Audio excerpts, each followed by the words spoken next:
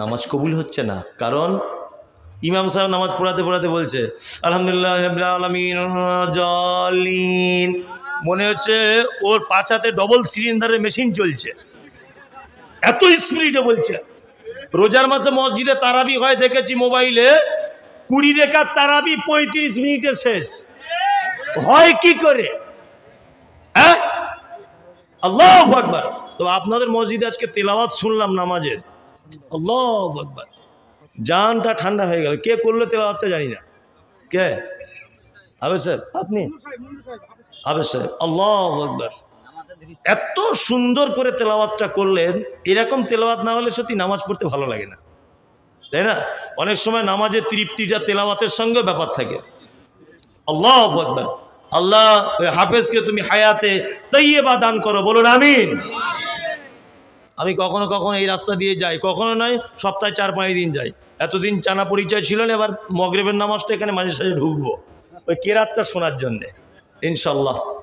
জি, তাহলে নামাজ কবুল হচ্ছে না, ধীর স্থিরতা কে করতে হবে? আলহামদুলিল্লাহি রাব্বিল আলামিন, যাবতীয় প্রশংসা তোমার জন্যে, তুমি অসংখ্য জগতের মালিক। আর রহমানির রহিম, তুমি দয়ালু, অতীব দয়ালু, মালিক ইয়াউমিদ্দিন, কিয়ামতের দিবসের তুমি মালিক। ইয়্যাকা না'বুদু, তোমারই ইবাদত করি, ওয়া ইয়্যাকা নাস্তাঈন, তোমার কাছেই সাহায্য চাই। ইহদিনাস সিরাতাল মুস্তাকিম, আল্লাহ তুমি আমাকে সহজ রাস্তা দেখাও। এটা আমরা নামাজে বলি কি বলি না? ইহদিনাস সিরাতাল মুস্তাকিম বলি কি বলি না? বলি। আল্লাহ তুমি আমাকে সহজ পথ দেখাও। আচ্ছা বলুন তো, এরপরেও আমরা সহজ পথ পাচ্ছি না? কারণ আল্লাহর কাছে যে সূরা ফাতিহা মানে ভিক চাইছে, ভিক চাওয়ার পদ্ধতি খারাপ। একটু ধীরে ধীরে বলবেন। ইহদিনাস সিরাতাল মুস্তাকিম সিরাতাল্লাযীনা আন'আমতা আলাইহিম গায়রিল মাগদুবি আলাইহিম ওয়ালাদ-দাল্লিন। 7টা আয়াত 7 দমে ধীরে ধীরে ধীরে ধীরে করুণভাবে বলবেন, তবে কবুল হবে। নামাজে অমনোযোগী হবেন না। আল্লাহ তাআলা বলছেন ইউরাউন, ওই নামাজীদের জন্য জাহান্নাম। কারা তারা? যারা লোক দেখানো নামাজ পড়ে। অনেকজন আছে না, এমনি দিনে যায় না, জুম্মার দিনে দেখবেন ফক সেন মেরে ছুটছে, সবার আগে গিয়ে বসে আছে, মনে হচ্ছে হাজি সাহেব এসেছে একটা কোথা থেকে, অথচ জীবনে কোনোদিন নামাজ পড়ে না। কি বললাম বুঝলেন না? কোনোদিন নামাজ পড়ে না, লোক দেখানো নামাজি। এর জন্য কি? ওয়াইল নামক জাহান্নাম। আল্লাহ তাআলা লাস্টে বলছেন, কি বলছেন? ওয়ায়ামনাউন আল মাউন, যে তার প্রতিবেশীকে সামান্য উপকার করা থেকে নিজেকে আটকিয়ে রাখে, এর জন্য জাহান্নাম। এই মুমতাজুল ইসলাম, আপনার দেওয়ালে একটা কুঞ্চির বোঝা বা আমার সাইকেলটা টেক লাগিয়ে রেখে দিয়েছি, আপনি গিয়ে ছুঁড়ে ফেলে দিলেন, আপনার ঈমান চলে যাবে। আল্লাহ নবী বলেছেন প্রতিবেশীর সঙ্গে অসৎ ব্যবহার করা যাবে না। আর আল্লাহ এখানে বলছে ওয়ায়ামনাউন আল মাউন, প্রতিবেশীকে সামান্য কিছু উপকার করা থেকে কখনো নিজেকে আটকে রেখো না। সাইকেলে হাওয়া দেয়, ওটার নাম কি? বাম্পার? ও পাম্পার, পাম্পার, বাম্পার বলে হয়তো এদিকে। Pumper, pumper, pumper. আপনার বাড়িতে একদিন আনতে গেলাম, সোহেল ভাই পাম্পারটা একটু দেন না, হাওয়া দিব। তা সোহেল তখন বলছে পাম্পারের ওয়াশারটা নষ্ট হয়ে গেছে, অথচ কিছুই হয় নাই। কি বললাম বুঝলেন না? অথচ কিছুই হয় নাই। আমার বাড়িতে কল নাই, তা আপনার বাড়িতে আমার বউ 2 দিন পানি আনতে গেছে, তা আপনার বউ মিষ্টি করে বলছে, বুবু আজকে 2 দিন ধরে পানি নিচ্ছ, আর আসিও না আমাদের কলে। বলছে কেন? বলছে কল খারাপ হয়ে যেতে পারে। ওদের বাড়ির 40 জন লোক দিন রাত কলটা ধরে চাপাচাপি করছে, তখন খারাপ হয় না, আর আমার বউ 2 দিন গেছে খারাপ হয়ে যাবে? হ্যাঁ, ঈদের দিন আমি একটা গরু কিনেছি, কুরবানি দেবো, আমার বাঁধার জায়গা নাই, তা আপনার খামারে 4-5 দিন বেঁধেছি, তা আপনার বউ রাতের বেলা শুয়ে শুয়ে বলছে মমতাজুল হুজুর আমাদের খামারে গরু বাঁধছে, মনে হয় জায়গা দখল করে নিবে। আরে হুঁসমোটা পুরুষ মানুষ সকালবেলা কুঞ্চি নিয়ে জায়গাটা ঘিরে দিয়েছে। আল্লাহ তাআলা নিজে বলছেন ওয়ায়ামনাউন আল মাউন, যারা প্রতিবেশীকে অল্প জিনিস উপকার করা থেকে দূরে থাকে, এদের জন্য জাহান্নাম। কি বললাম বুঝলেন? পানি আটকায় না অনেকজন, হ্যাঁ আটকায় কি আটকায় না? প্রতিবেশীর সঙ্গে কেমন ব্যবহার। মসজিদের বাথরুম ঘর হচ্ছে, আমি বাস্তববাদী লোক, মসজিদের বাথরুম ঘর হচ্ছে, এক হাত জায়গা একটু যদি ছেড়ে দেয় জমি মালিক ভালো করে হয়, ওকে বারবার বলছে ছেড়ে দাও, বলছে ছাড়বই না। এমন গরম দেখাচ্ছে মনে হচ্ছে ওর কবর হবে ওইখানে। কি বললাম বুঝলেন না? গরিব মানুষ দ্বিতীয় ফন্ডে জমি কিনেছে, প্রথম ফন্ডের মালিককে বলছে ভাই 3 ফুট জায়গাটা দাও, বউ বাচ্চা নিয়ে থাকবো, প্রথম ফন্ডের দাম বেশি কিনতে পারিনি, একটু 3 ফুট রাস্তা দাও। 4 লাখ টাকার জমি, দাম চাইছে 23 লাখ, যাতে কিনতে না পারে। এই তো আমাদের চরিত্র, চরিত্র নয়? ওই যে পরশুদিন দেখবেন বেলচে, বুঝেন বেলচে না কি বলে আপনাদের এখানে, বেলচে, এই বালিটারি মানে খোয়া বালি তোলে, এই যে জমি দিচ্ছিল না, পরশুদিন দেখবেন বাসের তলায় ঢুকে গেছে, বেলচে দিয়ে তুলছে। মামু কি অবস্থা হলো? প্রতিবেশীর সঙ্গে অসৎ ব্যবহার করে অবস্থা কি হলো? প্রতিবেশীর সঙ্গে অসৎ ব্যবহার করে আল্লাহর নবী বলেছেন আল্লাহর তরফ থেকে বিপদে ফেলে দেওয়া হবে। কেউ যদি প্রতিবেশীর পিছনে লাগে তা আল্লাহ তার পিছনে লেগে যায়। লাভ হলো না ক্ষতি হলো? ক্ষতি হলো। কেউ বুঝি আমরা? কেউ বুঝি না। তাহলে জাহান্নামে কারা যাবে আল্লাহর কোরআন দিয়ে বলে দিলাম। মানবেন না মানবেন আপনার নিজস্ব ব্যাপার। 11টা 10 বাজে, 11:30 পর্যন্ত আমি চলবো। চলুন, 12টা করিয়েন, চুপচাপ মেরে থাকুন। আপনাদেরকে কিছু জান্নাতে যাবার আমল বলে দিই। শুধু যদি জাহান্নাম বলি মানুষ ভয় খেয়ে যাবে, তাই না? জান্নাতে যাবার বলে দিই। 1, দুল্লানি আলা আমালিন ইদা আমিলতাহু ফাদাখালতুল জান্নাতা ক্বালা তা'বুদুল্লাহ ওয়ালা তুশরিক বিহি শাইআ ওয়া তুকিমুস সালাতিল মাকতুবাতা ওয়া তুতিজ যাকাতিল মাফরুজাতা ওয়া তাহুজ্জাল বাইত। একজন ছেলে বিশ্ব নবীকে এসে বলছেন, ও দয়ার নবী গো, আমি একজন কনভার্ট মুসলমান, এইমাত্র টাটকা ঈমান নিয়ে এসেছি, আপনি দয়া করে আমাকে এমন কিছু আমলের কথা বলে দেন যে আমলটা করলে আমি জান্নাত চলে যাব। বিশ্ব নবী 1 নম্বরই বললেন তা'বুদুল্লাহ, তুমি আল্লাহর ইবাদত করবে, আল্লাহর গোলামি করবে। গোলামি কার করতে হবে? 2, ওয়ালা তুশরিক বিহি শাইআ, জান্নাত যদি যেতে চাও শিরক করো না। জান্নাত যদি যেতে চাও কি? শিরক কাকে বলে? সহজ ভাষায় বুঝে নেন, আল্লাহ যে ক্ষমতা আছে এই ক্ষমতা পৃথিবীর অন্য কারো আছে এইটা মনে করা শিরক। রুজির মালিক, হায়াত মাউতের আল্লাহ, সমস্ত কিছুর মালিক কে? আল্লাহ। আল্লাহ আল্লাহ।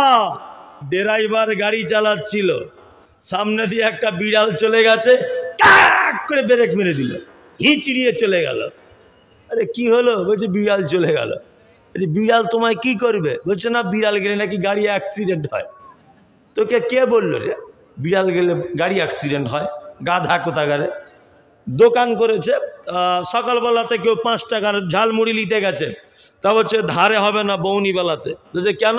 বলছে তাহলে সারাদিন আজকে বেচা কেনা খারাপ হবে। বলে না? হ্যাঁ, বৌনিবেলাতে ধার দিলে বেচা কেনা খারাপ হবে। ও কি রুজির নিজে মালিক নাকি? হ্যাঁ, সকালবেলাতে মাল নিতে গেছে দোকানে, বলছে দাঁড়াও একটু ঝাড়ু দিয়ে দিই আর ধূপটা জ্বালিয়ে দিই। গোবর আর কাঠের গুঁড়া দিয়ে ধূপ তৈরি হয়। ও ধূপ তোমার কি উপকার করতে পারে? হ্যাঁ, ধূপ তোমার কি উপকার করতে পারে? এরই নাম শিরক। রুজির মালিক কে? আল্লাহ। আল্লাহ। ইমাম সাহেবের কাছে গিয়ে বলছে, ইমাম সাহেব, তা কি বলছেন? তা বলছে নতুন একটা রড সিমেন্ট বালির দোকান করেছি, একটা হালকা ছোট্ট করে তাবিজ করে দেন তো। তা বলছে কেন? বলছে যাতে কাস্টমার বেশি হয়। তা ইমাম সাহেব আয়াতুল কুরসি লিখে 200 টাকা ঝেড়েছে, আয়াতুল কুরসি লিখে দিয়েছে। ও বলছে কাজ কি হবে? বলছে বেচা কেনা ভালো হবে, ইনকাম বেশি হবে। তা আমার মনে মনে ভাবে যে ইমাম সাহেবের বেতন তো 3,500, ও বিল্ডার্সওয়ালাকে তাবিজ না করে ও মসজিদের সেক্রেটারিকে তাবিজ করে নিতেন, বেতনটা বাড়িয়ে লিখ না। কি বললাম বুঝলেন না? ও 200 টাকা তাবিজ বিক্রি করে খাচ্ছে কেন রডের দোকানদারের কাছে? ও ইমাম সাহেব সেক্রেটারিকে তাবিজ করে একটু বেতন বেরিয়ে লিখ, তবেই তো বলবো বাপের বেটা তোমার তাবিজের জোর। তোমার তাবিজ তোমার ঘরে কাজ হয় না, অন্য জায়গায় কাজ হয়। হ্যাঁ, শিরক, মারাত্মক শিরক। আল্লাহ মালিক রুজির, কে মালিক? আল্লাহ। হায়াত মাওতের মালিক কে? আল্লাহ। আল্লাহ নবী সাল্লাল্লাহু আলাইহি ওয়াসাল্লাম ছেলেটাকে বলছেন, এই যুবক, এই জান্নাত যেতে চাও, ওয়ালা তুশরিক বিহি শাইয়া, শিরক করো না। ও তুকিমুস সালাতিল মাকতুবাতা, ফরজ নামাজ ছেড়ে দিও না। ও তুতিজ যাকাতিল মাফরুজাতা, যাকাত থেকে বঞ্চিত হয়ে যাও না। ও তাহুজ্জাল বাইত, মক্কা থেকে ফিরে আসা এবং যাওয়ার মতো অর্থ যদি থাকে তাহলে তুমি হজ করে নাও, অবশ্যই তুমি জান্নাত চলে যাবে। এইবার আপনাদেরকে একটা কথা বলছি, বলে শেষ করে দিই। আচ্ছা বলুন, জান্নাত পৃথিবীতে যাওয়া যায় অনেক মাধ্যমে, তার মধ্যে বলুন তো পৃথিবীতে কোনো মানুষের মাধ্যমে জান্নাত যাওয়া যায়? কে? মা আর আব্বা, ও জানে, মা আর বাপ, এদের মাধ্যমে কোথায় যাওয়া যায়? জান্নাত যাওয়া যায়। শ্বশুর শাশুড়ি নয়, ওই আব্বা মা নয়, নিজেরটা।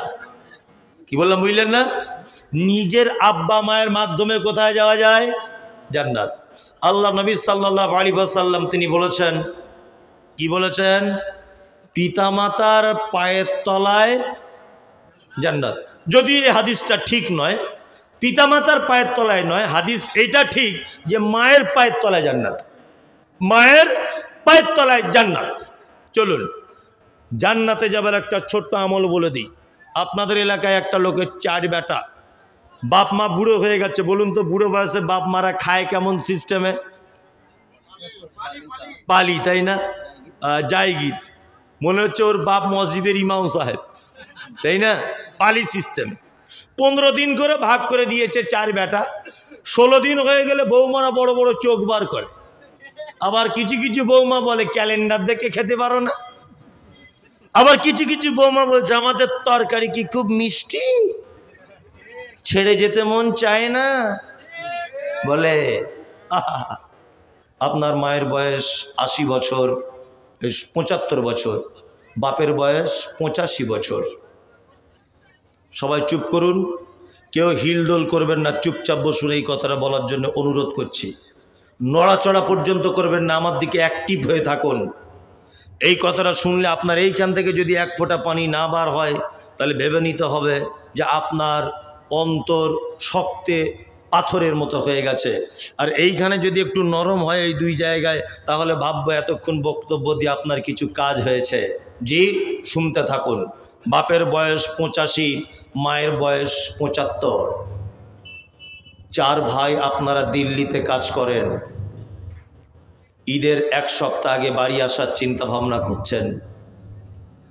স্ত্রীকে ফোন করেছেন, হ্যালো শামিমা, তোমার জন্য কিছু নিয়ে যেতে হবে? শামিমা বলছে আমার জন্য একটা শাড়ি, ছেলের জন্য একটা জিন্স প্যান্ট, মেয়ের জন্য 2টো টপ, আর আমার বোনের জন্য 2টো শাড়ি। মনে করে আনবে কিন্তু। ঠিক আছে। আধ ঘন্টা পরে আবার বউ ফোন করেছে, এই শোনো শোনো শোনো, হলুদ কালারের নিবে কিন্তু আমার শাড়ি 2টো। বলছে হলুদ কালারেরই তো নিয়েছি। বলছে ঠিক আছে তাহলে তাড়াতাড়ি এসো।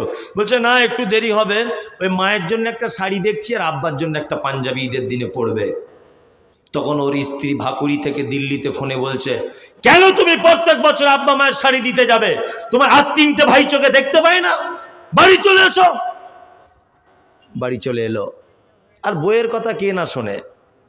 আমি এখানে যতই ফটর ফটর করি, বাড়ি গেলে আর কথা বলতে পারি না একটা। কিছু বললে শুধু বলে তোমার কথা কে শোনে বলো তো? কে তোমাকে প্রধান বক্তা করে ডাকে? বলে মনে মনে ভাবি ওরে সব জায়গায় আমি হিরো, তোমার কাছেই জিরো। কি হেডমাস্টার, কি সাইকুল হাদিস, কি সালাফি, কি নাদবি, কি অমুক, কি তমুক।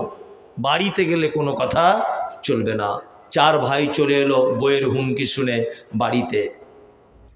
ঈদের দিনে মসজিদের মাইকে তাকবীর হয় অনেক জায়গাতে, আল্লাহু আকবার, আল্লাহু আকবার, লা ইলাহা ইল্লাল্লাহ, আল্লাহু আকবার, আল্লাহু আকবার, ওয়ালিল্লাহিল হামদ। আল্লাহু আকবার কাবীরা, আলহামদুলিল্লাহি কাসীরা, সুবহানাল্লাহি বুকরাতাও ওয়া আসীলা। হয় কি হয় না? সবাই নতুন জামা কাপড় পরে ঈদগাহে যাচ্ছে নামাজ পড়তে। তোমার আব্বা গত বছরের একটা পুরাতন পাঞ্জাবি আর লুঙ্গি ছিল, সেটা পরে হাতে লাঠি নিয়ে ঈদগাহে যাচ্ছে কাঁপতে কাঁপতে কাঁপতে। তোমার মা দুতলা বাড়িতে উঠতে পারে না বলে তোমার সিঁড়ির তলাতে মশারির ভিতরে বসে আছে, ভালো চলাফেরা করতে পারে না। চারটে বৌমা থাকার পরেও ঈদের দিনে কেউ ধরিয়ে একটু গোসল করিয়েও দিল না। তোমার আব্বা ঈদের নামাজ পড়ে বাড়ি চলে এলো, মেন গেটের সামনে বসে আছে দুপুর 2টো পর্যন্ত। কেউ বৌমা একবারও ডাকে না, আব্বা 2 পিস মাংস, একটু সিমাই, একটু লাচ্চা খেয়ে যাও, কোনো বৌমা ডাকে না। ছোট বৌমার মনে দয়া হলো, 4 পিস মাংস আর 2টো রুটি ছেলেকে দিয়ে বলছে তোর দাদির মশারির ভিতরে দিয়ায়। মশারির ভিতরে দিতে গেছে, উপর থেকে চিল্লিয়ে বলছে তোর দাদিকে বলবি 2 পিস খেতে আর 2 পিস রাতের জন্য রেখে দিতে। একসাথে 2 পিস খেয়ে নিলে পাতলা পায়খানা হয়ে যেতে পারে। কেন তোমার মায়ের এই অবস্থা? তোমার মা তো 4 বেটার কাছে রাজ সিংহাসনে বসে থাকার কথা আজ ঈদের দিনে। হ্যাঁ, তোমার মায়ের যে অবশ্যই এর পিছনে অপরাধ আছে। আমি যা সমীক্ষা করেছি, পৃথিবীতে মায়ের থেকে বড় অপরাধী আর কোন নারী পৃথিবীতে নাই। পৃথিবীতে বাপের মতো বড় অপরাধ পৃথিবীতে কোনো পুরুষ মানুষ করে নাই। তাই ঈদের দিনে তুমি তোমার বউ, তোমার বেটা, তোমার শালা, তোমার শালিক, তোমার প্রতিবেশী সবাইকে তুমি আনন্দ উল্লাসে মেতে গেছো, তোমার আব্বা মাকে ভুলে গেছো। শোনো, তোমার মায়ের অপরাধগুলো একটা একটা করে বলি। তোমার মা ভাকুড়ি অঞ্চলের এই গ্রামের একজন মহিলা, পর্দানাসীন মেয়ে, জীবনে কোনো পরপুরুষের মুখ দেখায়নি, আজও পর্যন্ত দেখা দেয় না। কিন্তু তোমার মতো বদমাশ ছেলেকে জন্ম দিতে গিয়ে বহরমপুর জেলা হাসপাতালে পরপুরুষ ডাক্তারের সামনে তোমার মা বেলাউজ ছায়া কাপড় খুলে নিজের লজ্জাস্থান দেখিয়ে পরপুরুষ ডাক্তারের কাছে তোমাকে জন্ম দিয়েছে। এটা তোমার মায়ের জীবনের 1 নম্বর বড় অপরাধ। যে তোমাকে জন্ম দিতে গিয়ে যে মা পরপুরুষের সামনে মুখ দেখায় না, সেই মা পরপুরুষের সঙ্গে নিজের লজ্জাস্থান দেখাচ্ছে তোমার মতো বদমাশ ছেলেকে জন্ম দেওয়ার জন্য। এটা তার জীবনের 1 নম্বরের বড় অপরাধ। 2 নম্বরের বড় অপরাধ, তোমার মায়ের মাথার চুল কালো কুচকুচে, হাঁটু পর্যন্ত দোলে। তোমার মা চরমা অপরূপা সুন্দরী। তোমার মাকে দেখে কোনজন? পাড়ার অন্যান্য মেয়েরা তোমার মাকে দেখতে আসে। বুবু তোমার চুলগুলো দেখি, কেমন করে মেনটেন্স করো, কেমন করে তেল লাগাও, কেমন করে শ্যাম্পু করো। তোমার মায়ের কালো কুচকুচে হাঁটু পর্যন্ত দোলানো চুল। তোমার মতো বদমাশ ছেলেকে পৃথিবীতে আনার জন্য হসপিটালের বেডে লাল রক্তেতে কালো হাঁটু পর্যন্ত দোলানো চুল জমাট বেঁধে গিয়েছিল। এটা তোমার মায়ের 2য় বড় অপরাধ। 3য় বড় অপরাধ, ডাক্তার বাবুরা বলেছে নরমালে বাচ্চা হবে না, এমার্জেন্সি সিজার করতে হবে। পেটের ভিতরে বাচ্চা আড়াআড়ি লেগে গেছে। তোমার মায়ের বয়স যখন 16 বছর, তোমার মা তখন টিটিনাস ইনজেকশন নিতে ভয় করত। তোমার মা ব্লেড দিয়ে নখ কাটতে ভয় করত। কিন্তু তোমার মা নিজেকে বাঁচাবে না এইটা ভেবেও ডাক্তারকে বলছে, ডাক্তার বাবু ওটিতে শুয়ে কাঞ্চার বলছে, ডাক্তার বাবু আমার বাচ্চাকে যেমন করে হোক বাঁচিয়ে দাও, আমার প্রাণের বিনিময়ে হলেও আমার বাচ্চা বেঁচে থাক, আমি চলে যাব। ডাক্তার বাবু আপনি আমাকে সিজার করে দেন। যে মা ইনজেকশন নিতে ভয় করে, যে মা হাতের নখ কাটতে ভয় করে, সেই মা ধারালো ছুরি দিয়ে নিজের পেট একদম জীবিত গরু ছাগলের মতো কেটে দিয়ে কলকল করে রক্ত বার হচ্ছে, জননী নিজে চোখে দেখছে। শুধু মা বলে মধুর ভাষাটা শুনবে বলে তোমার মুখে নিজের পেট কেটে তোমাকে পৃথিবীর আলো দেখিয়েছে। আজও পর্যন্ত 70 বছর বয়সে বলছে তোমার মা সেই যে তোমাকে সিজার করা হয়েছিল তার অল্প হলেও ব্যথাটা অনুভব করে, এটা তোমার মায়ের 3 নম্বরের বড় অপরাধ, তোমার মায়ের 4 নম্বরে বড় অপরাধ। চিকিৎসা বিজ্ঞানীরা বলেছে প্রত্যেক দিন একটা শিশু তার মায়ের 8 বার দুধ পান করে, এক একবারে 250 গ্রাম করে দুধ পান করে। কোরআনের ভাষা 30 মাস দুধ পান করাতে হয়। শুধু এই নয়, যদি 50 টাকা দুধের কেজি হয়, একটা বাচ্চা তার মায়ের 90,000 টাকা দুধ পান করে। 90,000 টাকা দুধ পান করেছ। তোমার মা তোমাকে নিয়ে তোমার নানির বাড়ি যাচ্ছে, এখান থেকে রেজিনগরে যাবে, ধরে নেন যেতে টাইম লাগবে 4 ঘন্টা। বোঝানোর জন্য বলছি, তোমার মা স্টেজ বাসে উঠেছে, কন্ট্রাক্টর সিট দিয়েছে, বসেছে, তোমার বয়স তখন 3 বছর। তুমি বাসে উঠেই বলছো মা একটু দুধ দাও না, মা একটু দুধ দাও না, মা একটু দুধ দাও না। তোমার মা পাড়া গ্রামের মেয়ে লজ্জা করছে, কি করে ব্লাউজটা খুলি, বাসের ভিড়ে যুবক ছেলেরা ফ্যাল ফ্যাল করে দেখছে। তোমার মা তোমার অস্থিরতার কারণে বুকের ব্লাউজটা খুলে দিয়ে বলছে আব্বু এই নাও। বুকের দুধের মোটাটা তোমার মুখে দিয়ে এক হাত দিয়ে আর এক হাত দিয়ে নিজের ব্লাউজ জামা কাপড় পেট পিট এরকম করে বারবার ঠিক করছে। পাড়া গ্রামের মহিলা লজ্জা করছে।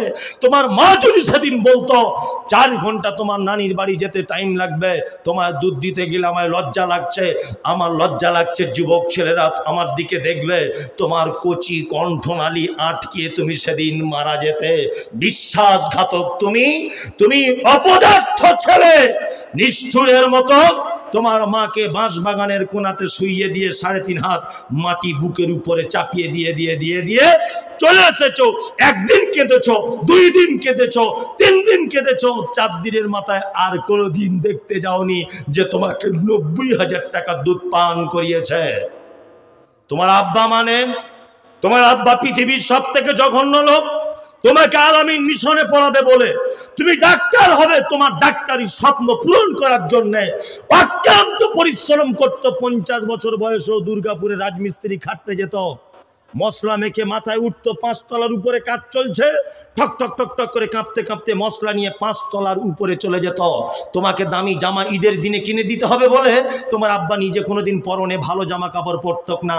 তোমার মা ফোন করে বলতো সাইফুল এবার একটা সাইকেল চেয়েছে। তোমার আব্বা প্রত্যেক দিন 10টার সময়তে অন্যান্য মিস্ত্রিরা মিষ্টি রুটি খায়, আর তোমার আব্বা লুকিয়ে শুকনো মুড়ি কিনে বাতাসা দিয়ে খেত তোমার স্কুলে যাওয়ার জন্য একটা সাইকেল কিনে দেবে বলে। এটা তোমার বাপের জীবনের সব থেকে বড় অপরাধ।